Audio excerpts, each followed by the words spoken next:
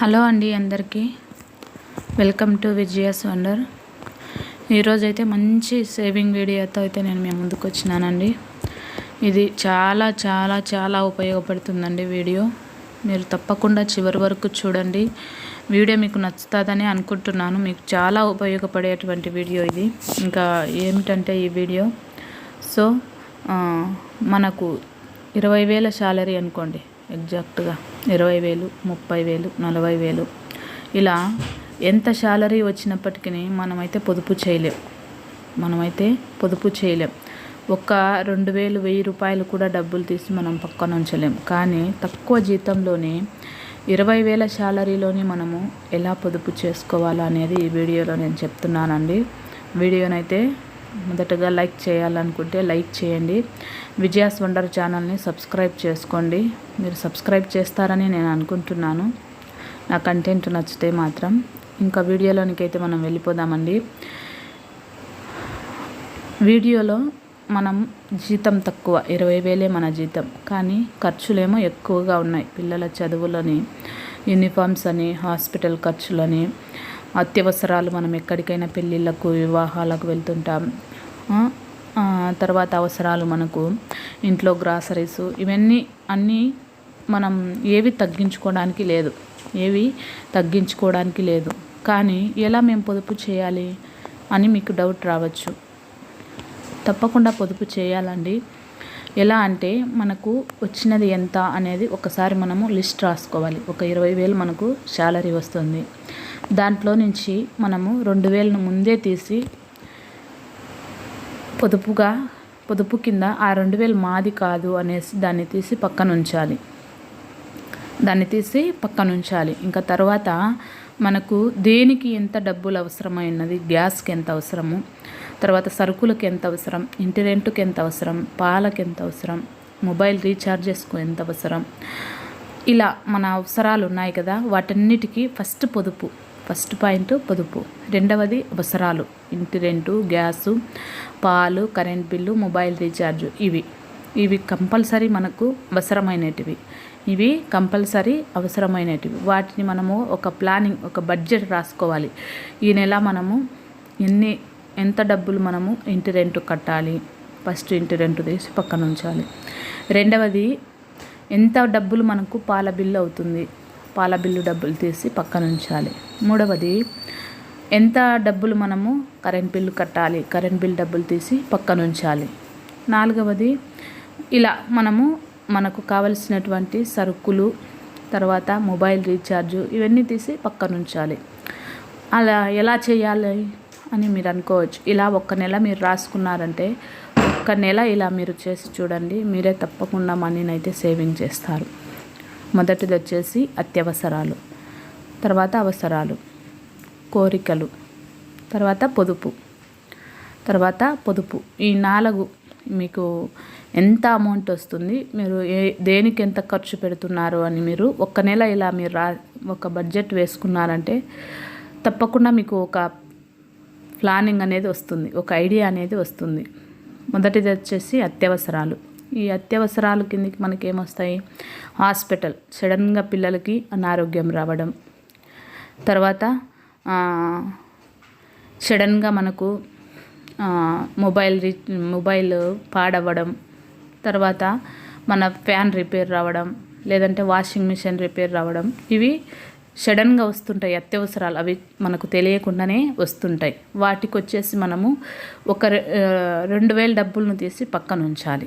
మన శాలరీ 20,000 అయితే వాటిలోకి మన హెల్త్కి అయితేనేమి, మన ఇంట్లో చెప్పకుండా వచ్చే అత్యవసరాలు అయితేనేమి, మనం సడన్గా ఎక్కడికైనా వెళ్ళాలి అంటే వాటి కోసం మనము ఒక 2,000 డబ్బులను తీసి పక్కన ఉంచాలి. ఇంకా ఆ తర్వాత అవసరాలు, మీకు చెప్పినాను కదా, అవసరాలు, సరుకులు, ఇంటి బాడిగ, పాలు, గ్యాసు, కరెంట్ బిల్లు, పిల్లల చదువులకు ఫీజులు, ఇవన్నీ అవసరాలు. అవి కంపల్సరీగా మనము చేయాల్సినటువంటి అవసరాలు. వీటన్నిటికీ వచ్చేసి మనము దేనికి ఎంత డబ్బులు అవుతుందని మనం లెక్క రాసుకోవాలి.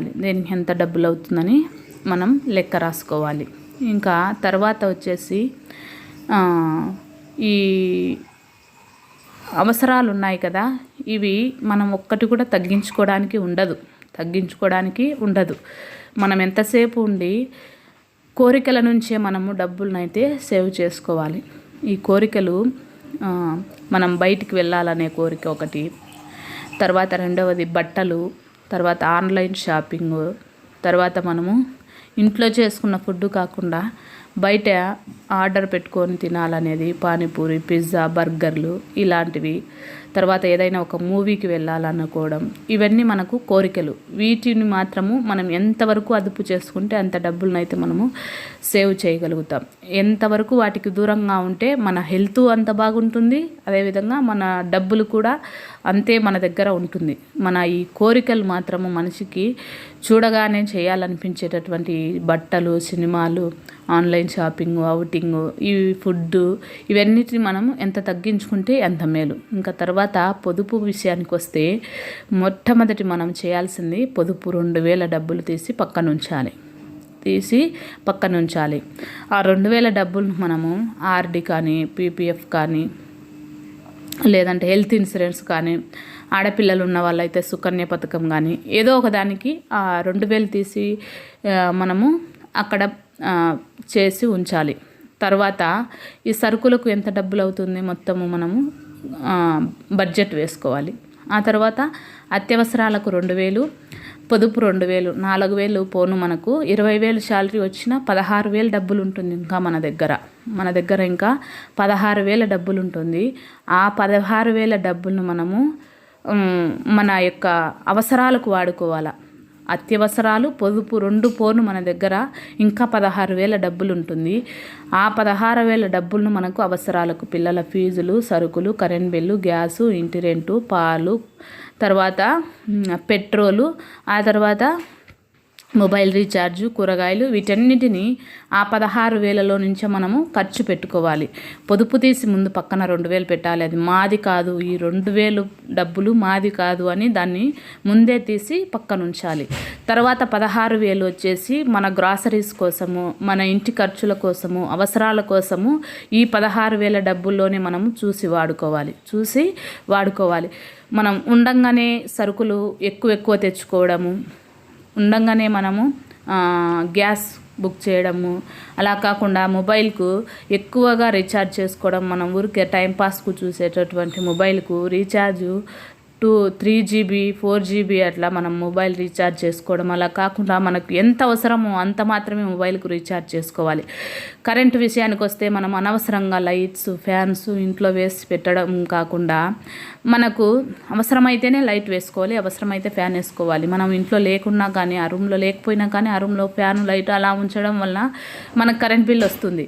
అలా కాకుండా మనం కరెంట్ని ఆదా చేస్తే అక్కడ కూడా మనకు చూసి వాడుకున్నట్లయితుంది. మనకు ఇంకొక దానికి ఇంటి రెంట్కు కలిసి వస్తుంది. ఇంకా పాలు విషయానికి వస్తే పాలు మనం తప్పనిసరిగా పోయించుకోవాలి. కానీ ఆ పాలలో కూడా మనం ఆదా చేయొచ్చు. ఎలా అంటే పాలు పోపించుకున్న తర్వాత పాలపైన వచ్చినటువంటి మీగడ ఉంటుంది కదా, దాన్ని మనం నెయ్యి కొనాలంటే బయట మనము 700, 800, 1000 రూపాయలు పావు కిలో పెట్టి కొనాలి. అలా కాకుండా మనం ఇంట్లో పోయించుకున్న పాలకు మీగడ తీసినామంటే మనకు 1000 రూపాయల డబ్బులు మిగులుతుంది కదా. పావు కిలో వెన్న తీసినామంటే మనకు 1000 రూపాయల డబ్బులు మిగులుతుంది. అలా మనము ఒక ప్లానింగ్గా సరుకులు కూడా అనవసరంగా సూపర్ మార్కెట్కి వెళ్ళి చూసిన వాటన్నిటిని కొనకుండా మనము చూసి జాగ్రత్తగా ఆచితూచి ఏవి ఉన్నా ఏం లేవని ఒక లిస్టు రాసుకొని వెళ్ళి సరుకులు మనము తెచ్చుకోవాలి. ఇంకా కరెంటు బిల్లు చెప్పాను, సరుకులు చెప్పినాను కదా. ఇంకా ఇంటి రెంటు మనకు తప్పదు. పెట్రోల్ కూడా మనము ఊరికి అనవసరంగా బండిని వేసుకొని వెళ్ళడం, అలా కాకుండా అవసరమైతేనే బయటికి వెళ్ళడం నేర్చుకోవాలి. ఇంకా అంతేనండి ఈరోజు వీడియో. అవసరాలు, అత్యవసరాలు, కోరికలు, పొదుపు, వీటి గురించి మీకు నచ్చిందని అనుకుంటున్నాను. నచ్చితే మాత్రం ఒక లైక్ చేయండి. బాయ్.